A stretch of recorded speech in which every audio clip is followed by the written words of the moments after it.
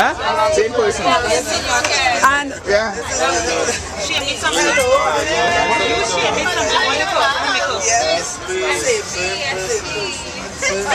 Hi, how you doing? Nice to meet you, man. They bunch of big people while cooking the food and things.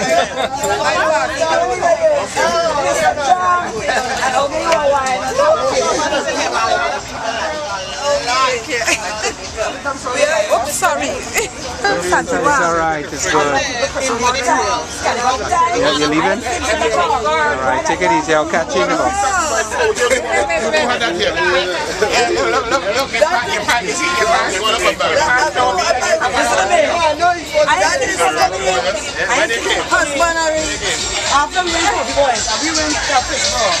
And I come out and tell the things before me. It's this. Tisha, bring the camera. And when I don't think my chairs up, It's sort of like with the WAC family, because it's almost like a full circle. Because it was really a year ago last year, around the same Labor Day time, I went to the meet and greet was at Tropical Paradise, and there I met Hershimo, who knows my husband really well, and he purchased the book. And then later on, I can remember he called us and he said he was so moved. He said he laughed, he cried, he rolled. He gave it to his sister, who ended up having me for her book club. You know, so I'm being among all the wacos. That always sounds weird to me, but being around all the wacos, you know, I'm sitting here and I just keep feeling, you know, Hershimo, because we kept in touch after that, and you know, I was so saddened when when he passed. So I'm going to read from my book, and I'd like to dedicate this reading to Hershimo. And I met Mr. Desmond at the time. Remember, we came over and we had the interview and all that, you know. So I'd like, this is for Hershimo. So my novel, The Trinity Diaries, it looks at the lives of 4 Caribbean women and their experiences babysitting in New York City. Because many times, you know, we leave the Caribbean, we come up here and all the dreams and all the aspirations, and then a lot of the times reality sets in. And unfortunately for some of us, sometimes it's so difficult to get off the treadmill. You know, I'm just doing this for now, I'm just doing this for now. So it turns out that my protagonist, when we meet her in the novel, she came to study at Columbia in scholarship, but she was in a private, it was an old company scholarship, and she lost the scholarship through no fault of her own. And so instead of being in Columbia, she went from being in the library and the Hallam Halls of Columbia to the grounds of Columbia babysitting. And 20 years later, she's still on the playground, unable to face her deferred dreams. She's undocumented, and even if she was to pick up now, she's in her 40s and go home, she's, you know, basically scared that everybody's gonna laugh at her. So when the novel opens, she's actually at a low point in her life, and it basically surrounds how she and her other babysitting friends, how she navigates that to either rise or go down. Okay? My eyes and so on. Are you going to turn it on to me? Yeah.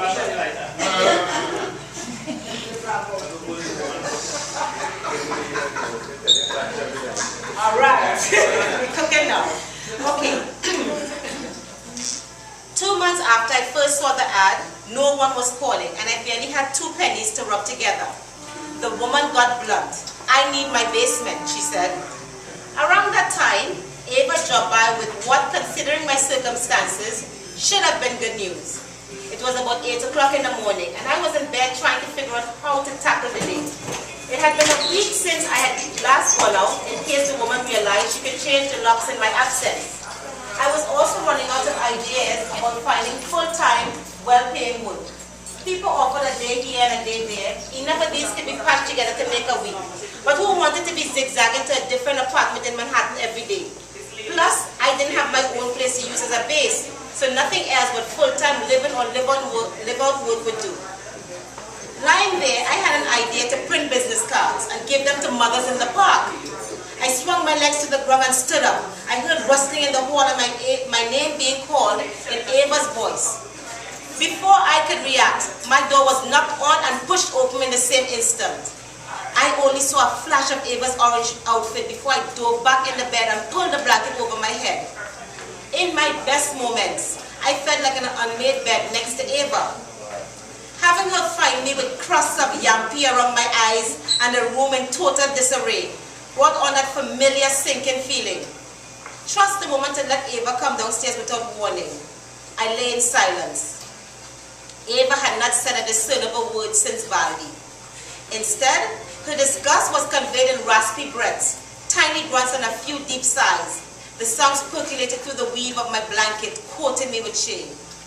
My God, I know Ava was thinking, why is Valdi so bent on abusing her employer's generosity? Look at this room. She lives like a pig. She is a pig. Valdi, come out from under that blanket. She said this very, very softly, as if she was using someone else's voice. I wet my finger under my tongue and used a spit to remove the crust of mucus from the corners of my eyes. I tongued the corners of my mouth to erase dry drool. Then I eased my hands around the bed until my fingers touched the satin of my headscarf. I remained under the blanket as I tied the scarf over my head to envelope my tussle weave. Finally, I pulled the blanket from my face and flinched. Ava was leaning over me with her lips as tight as a closed purse. Valdi, who dropped a bomb in here? Yeah, like that's so original. Must you hover me around me like that? She turned around furiously, then strutted from the headboard to the footboard, swinging her crocodile skin briefcase. She spun around and repeated the walk, her high-heel boots showing off her 6-foot model's figure to perfection. She pelted her hips, but daintily, flaunting her Coca-Cola bottle shape. Not the modern-day plastic Coke bottle that shaped like a tub, but like the old-time glass bottle from back home, which was pinched in the middle and then flared dramatically like my mother's hips. Ava would not stop. Round and round she went, up and down. She was like a frizzy-fowl getting ready to lay eggs. In a flash of anger, I flung the covers and pulled myself off. I leaned over and moved a pile of clothes from the bedside to the chair. Sit. She looked at the chair, her gaze fixing on a peeny little spot of nothing. She leaned towards me, gingerly selecting a large towel from the pile. She folded it several ways and placed it on the supposed offended area. Then she took off her own silk scarf and doubled it and spread it on the towel. Don't get no pressure, but orange clothes dirty quick, she said. Ava sat without removing her coat, balancing her briefcase between her knees. The fact that this sentence was delivered in Guyanese patois and featured a pedestrian word like dirty made me very anxious. Ava never talked slang unless she was in the middle of walking you over. You just think you're better than everybody else, own, I said. She didn't say anything. So why you didn't say you were coming? I would have fixed something for you to eat. Let me go upstairs to the kitchen, I said, wiggling my toes though I intended to get up. That's not necessary, Valdi. I'm calling you with purpose, not pleasure. Meeting you like this makes my own news more pertinent. Valdi girl, I don't know what to think. I don't know what to say. What the dickens is going on with you? Suddenly I was amused. It was nice having Ava not knowing what to think, let alone what to say. The nastiness of the room was confusing to her because she had diagnosed me as being excessively and obsessively neat. She had whined to Madame Lucian and Monica that I used too much sanitizing gel, as though she was the one paying for it. Pilar's voice is seeking a nanny, she said. Once again, Ava had vacuumed me into the darkness of dumb wonderment, where I waited for the punchline, twinkling eyes, any indication she was joking. Ava's sober countenance as she met my gaze reflected her astounding capacity for sweeping rich people's shit under the Persian. Ava, didn't Pilar's boss say she would not hire no immigrant nanny to watch her child? Valdi, as you know, I do not get entangled in whispering campaigns, gossip, malicious chatter, neither chitter. I am not here for old talk. I am here to present you with an opportunity to have first dibs at an excellent situation. I wanted to know more about this development in the Pilar saga, but getting talk from Ava was harder than digging food from a rotten molar. She took pride in demonstrating how much she hated other people's business. Ava, if you want me to take the job, at the very least, you must say how it comes to be yours to give. She offered stony silence until I leaned over and began troubling the cuticle in my big toe. Well, Madame Lucia, Monica, and I were sitting by General Sherman's statue as usual when Chloe left the oak tree, walked across the plaza and up the stairs towards us. She was extremely warm in her greeting, and I responded likewise. Madame Lucian and Monica briefly said hello before leaving to take the children to the bathroom. Chloe sat next to me and said she had been sitting under the oak admiring my relationship with the children. She asked if I would consider changing family.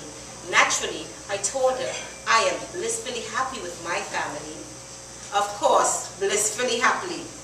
I interjected sarcastically. Ava continued as if I hadn't spoken. The babies cooed and showered me with kisses. Chloe smiled and said, I have a baby too. Please guide me to the perfect babysitter to be part of our family. And it's here you park your umbrella, Mary Poppins. Ava, come on. I'm looking for a walk, not a family. She pays well and you need a new situation. I grabbed a fork from the nightstand and started to dig out the cuticle. She put her hands over her eyes. Is that yours or does it belong to your employer, she said, biting disgust dripping like pepper sauce from her words. The fork is mine, but the cuticle is theirs, I said, dropping the fork in the garbage. Vali, you have too much time on your hands. Just today we were saying that you need a job. Madam Lucia said you can take her job when she departs from St. Lucia. But that's a long time. Madam Lucia must be crazy. Nobody wants that job. We both laugh. Anyway, you don't need Madam Lucia's job. This is yours for the taking. From where I stand, you don't have a choice. I choose to stay black and die here. There's always that. You just might die in here. Ava said, break in her